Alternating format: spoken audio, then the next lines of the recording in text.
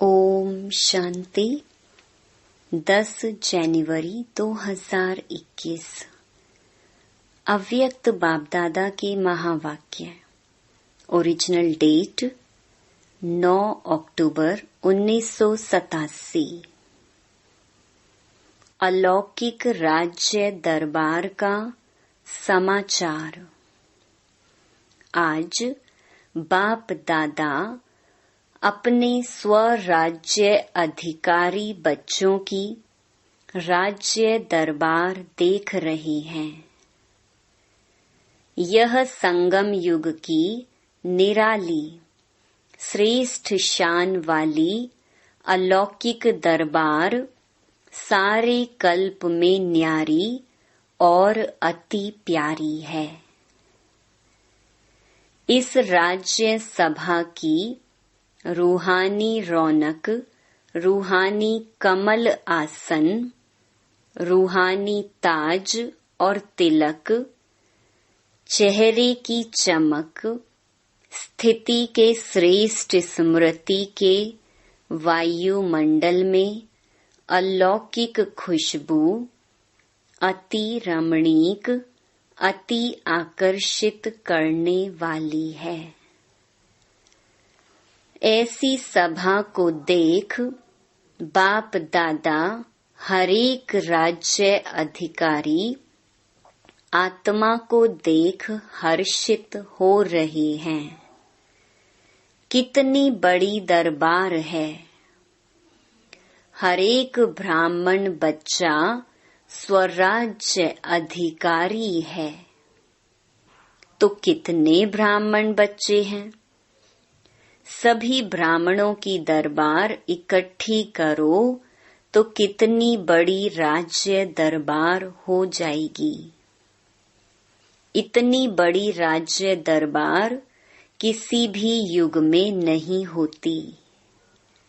यही संगम युग की विशेषता है, जो ऊंचे ते ऊंच बाप के सर्व बच्चे स्वराज्य अधिकारी बनते हैं। वैसे लौकिक परिवार में हरेक बाप बच्चों को कहते हैं कि यह मेरा बच्चा राजा बेटा है। वह इच्छा रखते हैं कि मेरा हरेक बच्चा राजा बने। लेकिन सभी बच्चे राजा बन ही नहीं सकते। यह कहावत परमात्मा बाप की कॉपी की है।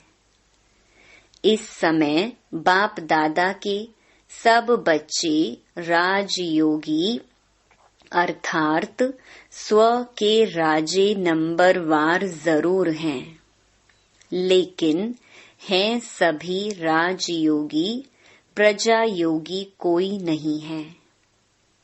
तो बाप दादा बेहद की राज्य सभा देख रहे थे। सभी अपने को स्वराज्य अधिकारी समझते हो ना। नए नए आए हुए बच्चे राज्य अधिकारी हो व अभी बनना है। नए नए हैं तो मिलना जुलना सीख रहे हैं। अव्यक्त बाप की अव्यक्ति बातें समझने की भी आदत पड़ती जाएगी। फिर भी इस भाग्य को अभी से भी समय पर ज्यादा समझेंगे कि हम सभी आत्माएं कितनी भाग्यवान हैं। तो बाप दादा सुना रहे थे अलौकिक राज्य दरबार का समाचार। सभी बच्चों के विशेष ताज और चेहरे की चमक के ऊपर ना चाहते भी अटेंशन जा रहा था। ताज ब्राह्मण जीवन की विशेषता, पवित्रता का ही सूचक है। चेहरे की चमक रूहानी स्थिति में स्थित रहने की, रूहानियत की चमक है। साधारण रीति से भी किसी भी व्यक्ति को देखेंगे तो सबसे पहले दृष्टि चेहरे तरफ ही जाएगी। यह चेहरा ही वृत्ति और स्थिति का दर्पण है। तो बाप दादा देख रहे थे, चमक तो सभी में थी, लेकिन एक थे सदा रूहानियत की स्थिति में स्थित रहने वाले, स्वतः और सहज स्थिति वाले, और दूसरे थे सदा रूहानी स्थिति के अभ्यास द्वारा स्थित रहने वाले। एक थे सहज स्थिति वाले, दूसरे थे प्रयत्न कर स्थित रहने वाले, अर्थात एक थे सहज योगी, दूसरे थे पुरुषार्थ से योगी। दोनों की चमक में अंतर रहा। उनकी नेचुरल ब्यूटी थी और दूसरों की पुरुषार्थ द्वारा ब्यूटी थी। जैसे आजकल भी मेकअप कर ब्यूटीफुल बनते हैं ना। नेचुरल स्वाभाविक ब्यूटी की चमक सदा एकरस रहती है और दूसरी ब्यूटी कभी बहुत अच्छी और कभी परसेंटेज में रहती है। एक जैसी एकरस नहीं रहती। तो सदा सहज योगी, स्वतः योगी स्थिति नंबर 1 स्वराज्य अधिकारी बनाती है। जब सभी बच्चों का वायदा है ब्राह्मण जीवन अर्थात एक बाप ही संसार है, व एक बाप दूसरा ना कोई।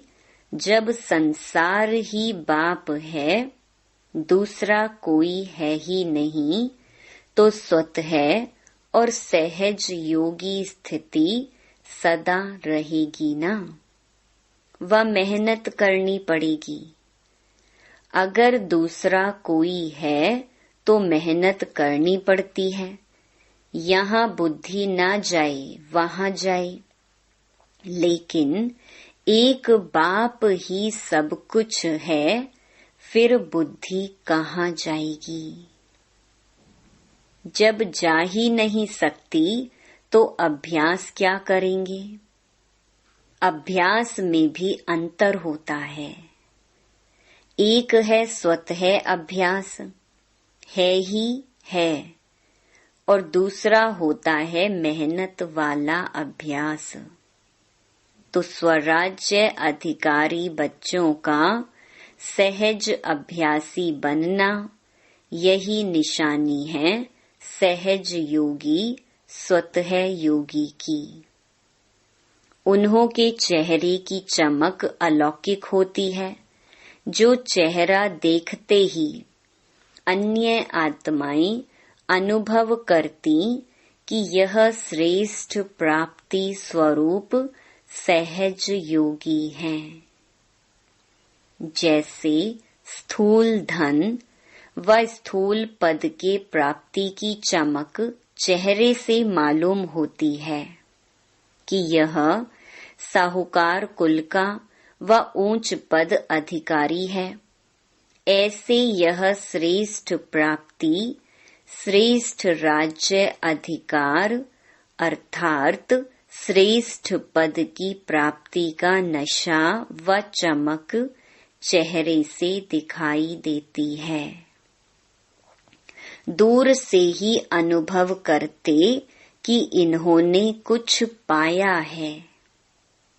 प्राप्ति स्वरूप आत्माएं हैं। ऐसे ही सभी राज्य अधिकारी बच्चों के चमकते हुए चेहरे दिखाई दें। मेहनत के चिन्ह नहीं दिखाई दें, प्राप्ति के चिन्ह दिखाई दें। अभी भी देखो, कोई कोई बच्चों के चेहरे को देख यही कहते हैं, इन्होंने कुछ पाया है। और कोई कोई बच्चों के चेहरे को देख यह भी कहते कि ऊंची मंजिल है, लेकिन त्याग भी बहुत ऊंचा किया है। त्याग दिखाई देता है, भाग्य नहीं दिखाई देगा चेहरे से। या यह कहेंगे कि मेहनत बहुत अच्छी कर रहे हैं। बाप दादा यही देखने चाहते हैं कि हर एक बच्चे के चेहरे से सहज योगी की चमक दिखाई दे, श्रेष्ठ प्राप्ति के नशे की चमक दिखाई दे, क्योंकि प्राप्तियों के भंडार बाप के बच्चे हो। संगम युग की प्राप्तियों के वरदानी समय के अधिकारी हो। निरंतर योग कैसे लगावें, व निरंतर अनुभव कर भंडार की अनुभूति कैसे करें। अब तक भी इसी मेहनत में ही समय नहीं गंवाओ, लेकिन प्राप्ति स्वरूप के भाग्य को सहज अनुभव करो। समाप्ति का समय समीप आ रहा है। अब तक किसी न किसी बात की मेहनत में लगे रहेंगे तो प्राप्ति का समय तो समाप्त हो जाएगा। फिर प्राप्ति स्वरूप का अनुभव कब करेंगे। संगम युग को ब्राह्मण आत्माओं को वरदान है, सर्व प्राप्ति भव। सदा पुरुषार्थी भव का वरदान नहीं है, प्राप्ति भव का वरदान है। प्राप्ति भव की वरदानी आत्मा कभी भी अलबेलेपन में आ नहीं सकती, इसलिए उनको मेहनत नहीं करनी पड़ती। तो समझा क्या बनना है। राज्य सभा में राज्य अधिकारी बनने की विशेषता क्या है, यह स्पष्ट हुआ ना। राज्य अधिकारी होना, व अभी सोच रहे हो कि हैं व नहीं हैं। जब विधाता के बच्चे वरदाता के बच्चे बन गए, राजा अर्थात विधाता, देने वाला, अप्राप्ति कुछ नहीं तो लेंगे क्या। तो समझा, नए नए बच्चों को इस अनुभव में रहना है। युद्ध में ही समय नहीं गंवाना है। अगर युद्ध में ही समय गंवाया तो अंतमति भी युद्ध में रहेंगे। फिर क्या बनना पड़ेगा। चंद्र वंश में जाएंगे व सूर्य वंशी में। युद्ध वाला तो चंद्र वंश में जाएगा। चल रहे हैं, कर रहे हैं, हो ही जाएंगे, पहुंच जाएंगे। अभी तक ऐसा लक्ष्य नहीं रखो। अब नहीं तो कब नहीं। बनना है तो अब, पाना है तो अब। ऐसे उमंग उत्साह वाले ही समय पर अपनी संपूर्ण मंजिल को पा सकेंगे। त्रेता में राम सीता बनने के लिए तो कोई भी तैयार नहीं है। जब सतयुग सूर्य वंश में आना है तो सूर्य वंश अर्थात सदा मास्टर विधाता और वरदाता, लेने की इच्छा वाला नहीं। मदद मिल जाए, यह हो जाए तो बहुत अच्छा, पुरुषार्थ में अच्छा नंबर ले लेंगे नहीं। मदद मिल रही है, सब हो रहा है, इसको कहते हैं स्वराज्य अधिकारी बच्चे। आगे बढ़ना है या पीछे आए हैं तो पीछे ही रहना है। आगे जाने का सहज रास्ता है, सहज योगी स्वतः योगी बनो। बहुत सहज है। जब है ही एक बाप, दूसरा कोई नहीं, तो जाएंगे कहाँ। प्राप्ति ही प्राप्ति है, फिर मेहनत क्यों लगेगी। तो प्राप्ति के समय का लाभ उठाओ। सर्व प्राप्ति स्वरूप बनो। समझा। बाप दादा तो यही चाहते हैं कि एक एक बच्चा, चाहे लास्ट आने वाला, चाहे स्थापना के आदि में आने वाला, हर एक बच्चा नंबर 1 बने। राजा बनना, न कि प्रजा। अच्छा, महाराष्ट्र और मध्य प्रदेश का ग्रुप आया है। देखो महाशब्द कितना अच्छा है। महाराष्ट्र स्थान भी महाशब्द का है और बनना भी महान है। महान तो बन गई ना, क्योंकि बाप के बने माना महान बने। महान आत्माएं हो। ब्राह्मण अर्थात महान। हर कर्म महान, हर बोल महान, हर संकल्प महान है। अलौकिक हो गए ना, तो महाराष्ट्र वाले सदा ही स्मृति स्वरूप बनो कि महान है। ब्राह्मण अर्थात महान चोटी है ना। मध्य प्रदेश सदा मध्याजी भव के नशे में रहने वाले। मन मनाभव के साथ मध्याजी भव का भी वरदान है। तो अपना स्वर्ग का स्वरूप, इसको कहते हैं मध्याजी भव। तो अपने श्रेष्ठ प्राप्ति के नशे में रहने वाले अर्थात मध्याजी भव के मंत्र के स्वरूप में स्थित रहने वाले, वह भी महान हो गए। मध्याजी भव हैं तो मन मनाभव भी जरूर होंगे। तो मध्य प्रदेश अर्थात महामंत्र का स्वरूप बनने वाले। तो दोनों ही अपनी अपनी विशेषता से महान हैं। समझा कौन हो? जब से पहला पाठ शुरू किया, वह भी यही किया कि मैं कौन। बाप भी वही बात याद दिलाते हैं, इसी पर मनन करना। शब्द एक ही है कि मैं कौन, लेकिन इसके उत्तर कितने हैं? लिस्ट निकालना, मैं कौन।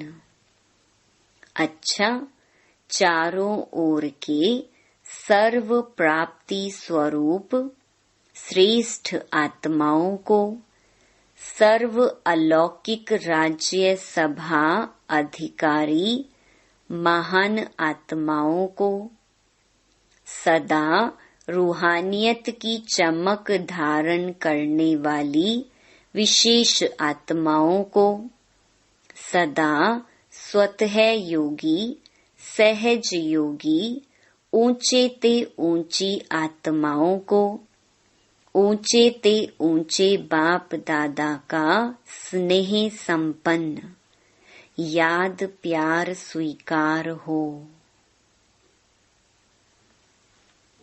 अव्यक्त बाप दादा से डबल विदेशी भाई बहनों की मुलाकात।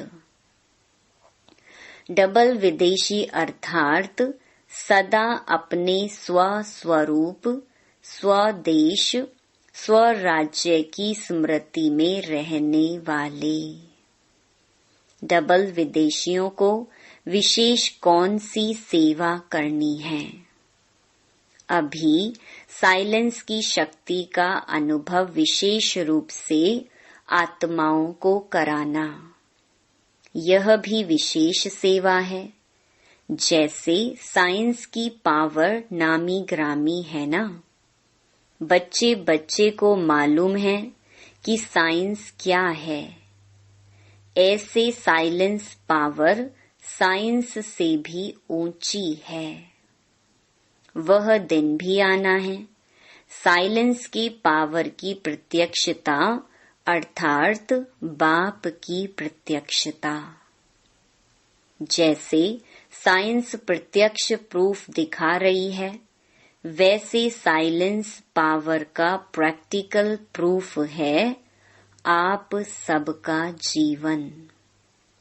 जब इतने सब प्रैक्टिकल प्रूफ दिखाई देंगे तो ना चाहते हुए सभी की नजर में सहज आ जाएंगे। जैसे यह पिछले वर्ष पीस का कार्य किया ना, इसको स्टेज पर प्रैक्टिकल में दिखाया।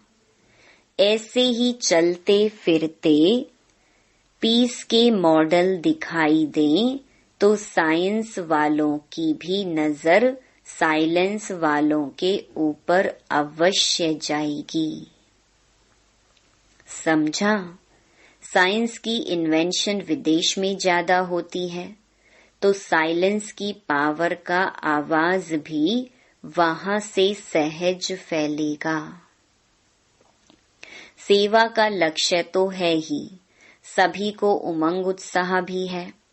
सेवा के बिना रह नहीं सकते, जैसे भोजन के बिना नहीं रह सकते, ऐसे सेवा के बिना भी रह नहीं सकते। इसलिए बाप दादा खुश है। अच्छा, पार्टियों से अव्यक्त बाप दादा की मुलाकात। स्वदर्शन चक्रधारी श्रेष्ठ आत्माएं बन गए, ऐसे अनुभव करते हो। स्व का दर्शन हो गया ना। अपने आप को जानना अर्थात स्व का दर्शन होना और चक्कर का ज्ञान जानना अर्थात स्वदर्शन चक्रधारी बनना। जब स्वदर्शन चक्रधारी बनते हैं तो और सब चक्कर समाप्त हो जाते हैं। देह भान का चक्र, संबंध का चक्र, समस्याओं का चक्र, माया के कितने चक्कर हैं। लेकिन स्वदर्शन चक्रधारी बनने से यह सब चक्कर समाप्त हो जाते हैं। सब चक्रों से निकल जाते हैं, नहीं तो जाल में फंस जाते हैं। तो पहले फंसे हुए थे, अब निकल गए। 63 जन्म तो अनेक चक्रों में फंसते रहे और इस समय इन चक्रों से निकल आए तो फिर फंसना नहीं है। अनुभव करके देख लिया ना। अनेक चक्रों में फंसने से सब कुछ गंवा दिया और स्वदर्शन चक्रधारी बनने से बाप मिला तो सब कुछ मिला। तो सदा स्वदर्शन चक्रधारी बन, माया जीत बन, आगे बढ़ते चलो। इससे सदा हल्के रहेंगे, किसी भी प्रकार का बोझ अनुभव नहीं होगा। बोझ ही नीचे ले आता है और हल्का होने से ऊंचे उड़ते रहेंगे। तो उड़ने वाले हो ना, कमजोर तो नहीं। अगर एक भी पंख कमजोर होगा तो नीचे ले आएगा, उड़ने नहीं देगा। इसीलिए दोनों ही पंख मजबूत हो तो स्वतः उड़ते रहेंगे। स्वदर्शन चक्रधारी बनना अर्थात उड़ती कला में जाना। अच्छा, राजयोगी श्रेष्ठ योगी आत्माएं होना। साधारण जीवन से सहज योगी राजयोगी बन गई। ऐसी श्रेष्ठ योगी आत्माएं सदा ही अतीन्द्रिय सुख के झूले में झूलती हैं। हठ योगी योग द्वारा शरीर को ऊंचा उठाते हैं और उड़ने का अभ्यास करते हैं। वास्तव में आप राजयोगी ऊंची स्थिति का अनुभव करते हो। इसको ही कॉपी करके वो शरीर को ऊंचा उठाते हैं। लेकिन आप कहाँ भी रहते ऊंची स्थिति में स्थित रहते हो, इसीलिए कहते हैं योगी ऊंचा रहते हैं। तो मन की स्थिति का स्थान ऊंचा है क्योंकि डबल लाइट बन गए हो। वैसे भी फरिश्तों के लिए कहा जाता कि फरिश्तों के पांव धरती पर नहीं होते। फरिश्ता अर्थात जिसका बुद्धि रूपी पांव धरती पर ना हो, देह भान में ना हो। देह भान से सदा ऊंचे ऐसे फरिश्ते अर्थात राजयोगी बन गए। अभी इस पुरानी दुनिया से कोई लगाव नहीं। सेवा करना अलग चीज है, लेकिन लगाव ना हो। योगी बनना अर्थात बाप और मैं, तीसरा ना कोई। तो सदा इसी स्मृति में रहो कि हम राजयोगी सदा फरिश्ता हैं। इस स्मृति से सदा आगे बढ़ते रहेंगे। राजयोगी सदा बेहद के मालिक हैं, हद के मालिक नहीं। हद से निकल गए, बेहद का अधिकार मिल गया, इसी खुशी में रहो। जैसे बेहद का बाप है, वैसे बेहद की खुशी में रहो, नशे में रहो। अच्छा, विदाई के समय सभी अमृत वेले के वरदानी बच्चों को वरदाता बाप की सुनहरी याद प्यार स्वीकार हो।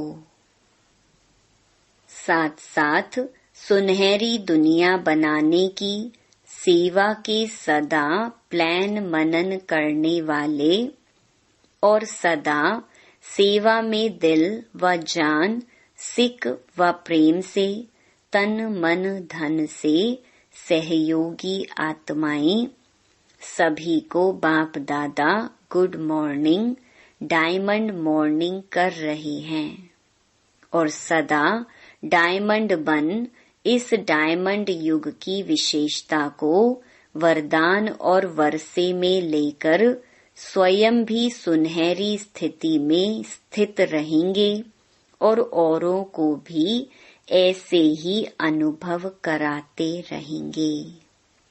तो चारों ओर के डबल हीरो बच्चों को डायमंड मॉर्निंग। अच्छा वरदान, रहम दिल की भावना द्वारा अपकारी पर भी उपकार करने वाले शुभ चिंतक भव। कैसी भी कोई आत्मा चाहे सतोगुणी चाहे तमोगुणी संपर्क में आए, लेकिन सभी के प्रति शुभ चिंतक अर्थात अपकारी पर भी उपकार करने वाले। कभी किसी आत्मा के प्रति घृणा दृष्टि न हो, क्योंकि जानते हो यह अज्ञान के वशीभूत है, बेसमझ है। उनके ऊपर रहम व स्नेह आए, घृणा नहीं। शुभ चिंतक आत्मा ऐसा नहीं सोचेगी कि इसने ऐसा क्यों किया, लेकिन इस आत्मा का कल्याण कैसे हो, यही है शुभ चिंतक स्टेज। स्लोगन, तपस्या के बल से असंभव को संभव कर सफलता मूरत बनो। ओम शांति।